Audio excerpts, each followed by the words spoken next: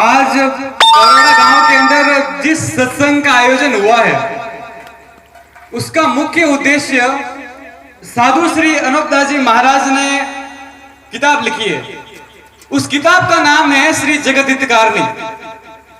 किताब जगत हितकारणी का गांव गांव गली गली घर घर प्रचार हो। उस प्रचार को करने के लिए आज अनूप मंडल ने कवरड़ा ग्राम के अंदर यह सत्संग समारोह का आयोजन किया है।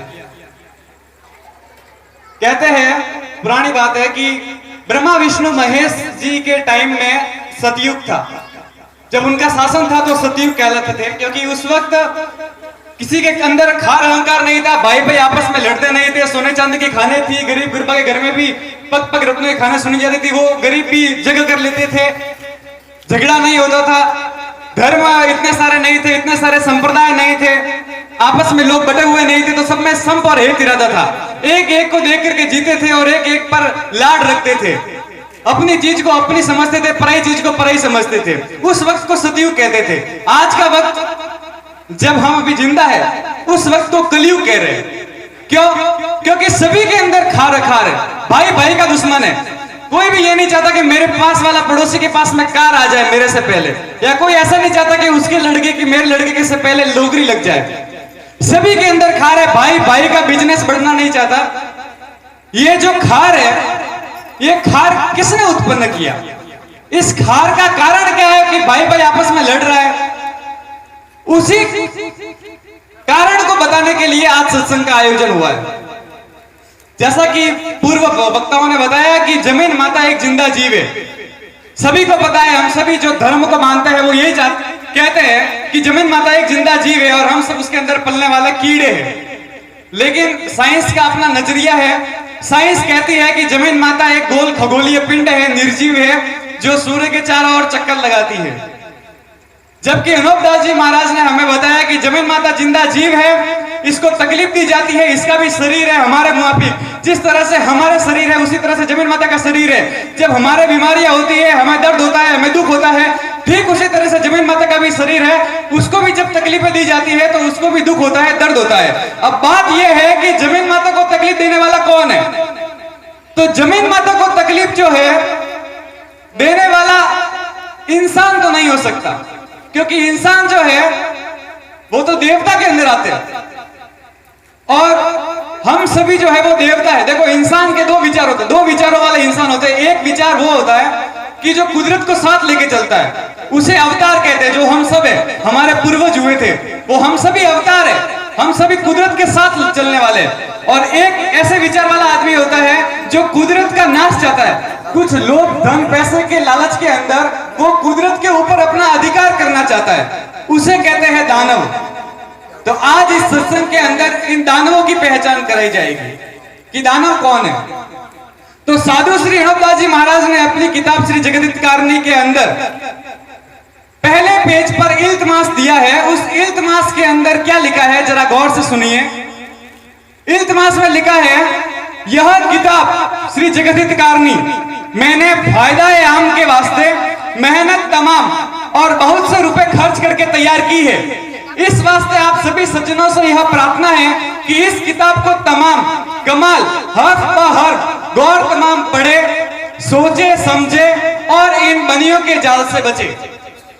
सारा का सारा टारगेट जो है वो बनिया है, धरती माता का दुश्मन बनिया है। इन्होंने ही भाई भाई के अंदर खार पड़ाया है, सतयुग से लेकर के कलयुग तक लाने वाले बनिए हैं। ये पहले ही पेज पर अनूपदास जी महाराज ने अपनी किताब में खुलासा किया। अब आपको रावण की बात बताता हूं। रामायण के अंदर जो रावण था, उस रावण ने रात लहू की कुंडियां बनाई थी लंका में, और जो कुंडियां बनाई थी रात लहू की, उसको लोग जो थे वो स्वर्ग जानते थे। लोग सोचते थे कि रावण जो है वो स्वर्ग में रहता है, और लोगों को जमीन माता की पहचान भुला दी थी। लोग जमीन माता को नहीं पूछते थे रावण के वक्त में। तो जमीन माता की पहचान रावण ने भुलाई। उसके बाद में वो लंका के अंदर जब राक्षसी पाप से जमीन माता को तकलीफ देता था और जमीन माता को फाड़ भी देता था जादू से, तब भी लोग नहीं समझते थे कि जमीन माता को रावण ने राक्षसी पाप से दुखी किया है, क्योंकि जमीन माता की पहचान भुला दी थी। लोगों को जमीन माता की पहचान ही नहीं थी, तो उनको कैसे पता चलेगा कि जमीन माता का दर्द हो रहा है फटने से। अभी हम सभी को पता है कि नेपाल के अंदर भूकंप आया था, तो नेपाल के अंदर जो भूकंप आया था, भूकंप का कारण क्या था? आप सभी के बच्चे जो है, मैं भी, सब हम स्कूल के अंदर जाते हैं, कॉलेज में जाते हैं, पढ़ते किताबें, सब किताबों के अंदर लिखा हुआ आता है कि भूकंप आता है। भूकंप का कारण क्या है कि जमीन माता की जो परतें हैं वो हिलती है तो भूकंप आता है। अब वो हिलने का कारण क्या है वो किसी को नहीं पता। जमीन माता की परतें क्यों हिलती है वो किसी को नहीं पता। तो एक वैज्ञानिक हुआ था आइंस्टीन, उसने बताया था कि जब हजारों की संख्या में जीवड़ों को काटा जाता है, अनमोले जीवों की जब हत्या की जाती है, तो उनकी हत्या से उनके अंदर के जो स्वर होते हैं, वो स्वर ऐसे, अंतिम स्वर ऐसे निकलते हैं, तो वो सभी एक तरंग का रूप लेते हैं। जब ये तरंगे ब्रह्मांड के अंदर जाती है तब एकत्रित होती है और फिर जहां पर नीचे गिरती है वहां पर भूकंप आता है। इस चीज को कहते हैं आइंस्टीन पेन वेव थ्योरी। ये साइंस मानती है।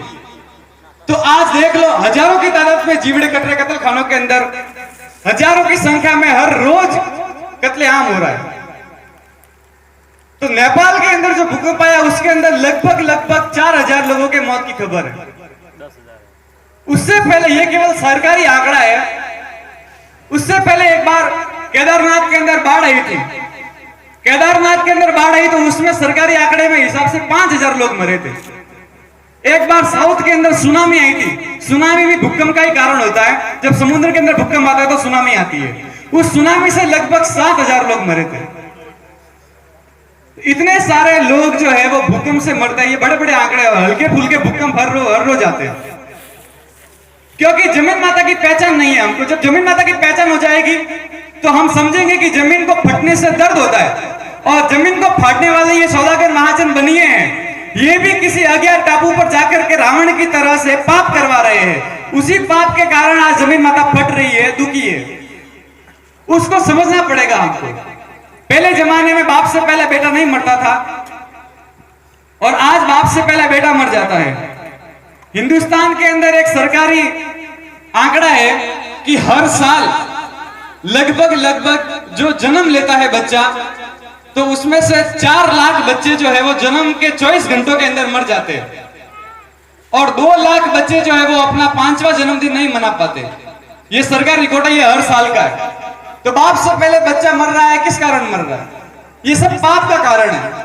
जब बनिए पाप करवाते हैं तो बच्चे मरते हैं। कम उम्र में लोगों की मौत बनियों के पाप के कारण हो रही है। उस सबका खुलासा जगदितकार ने किताब करती है। तो आप सभी जगदितकार ने किताब को पढ़े, उसके मजमून को समझे, उसको आगे से आगे प्रचार करें, ताकि लोग समझे जमीन माता का दुख। और जमीन माता के दुख से सभी अवगत होंगे, एक दिल होंगे, तो जमीन माता का दुख समझ के इन बनियों का पाप जल्द से जाहिर हो जाएगा। नहीं तो बनिए ऐसे है कि इनको धन का बहुत लोभ है। ये ऐसा सोचते हैं कि तमाम संसार का पैसा जो है हमारे पास आ जावे तो हम सबके मालिक और सेठ बन बैठे। और अगर ऐसा रहा तो संसार की जो लोग हैं वो गारत हो जाएंगे, हम बनियों के गुलाम हो जाएंगे। ये बात कोई मजाक की नहीं है, क्योंकि ऐसे ऐसे प्रमाण हमारे ग्रंथों के अंदर है कि उससे साफ पता चलता है कि हमारे ग्रंथों के अंदर भी इन बनियों ने फेरबदल कर दिए। आज जितने भी ग्रंथ है हमारे, सभी को उठाकर देख लो, सभी के अंदर विश्व विनाश की बातें की है। किसी ग्रंथ में ऐसा लिखा है कि अब जमाना आने वाला है कि दुनिया खत्म हो जाएगी। मुसलमानों के ग्रंथ में ऐसा लिखा है कि 14वीं सदी ऐसा बुरा वक्त आएगा कि सब तबाह हो जाएगा। बाइबल के अंदर भी लिखा है कि दुनिया खत्म हो जाएगी। तो सभी ग्रंथों के अंदर दुनिया खत्म हो जाने की बात लिखी है, तो उनको ऐसा भी लिख देना चाहिए था कि भी बनिया जो है वो दुनिया खत्म कर रहा है। तो इसका मतलब सभी ने ग्रंथों के अंदर फेरबदल की है। तो अनूपदास जी महाराज कहते हैं कि ग्रंथों के अंदर फेरबदल करने वाले बनिए हैं, इन बनियों के जाल से बचे और किताब का प्रचार करें। इतनी ही वाणी, अब इतने शब्दों में मैं अपनी वाणी शांत करता हूँ। बोलिए साधु श्री रामदास जी महाराज की जय।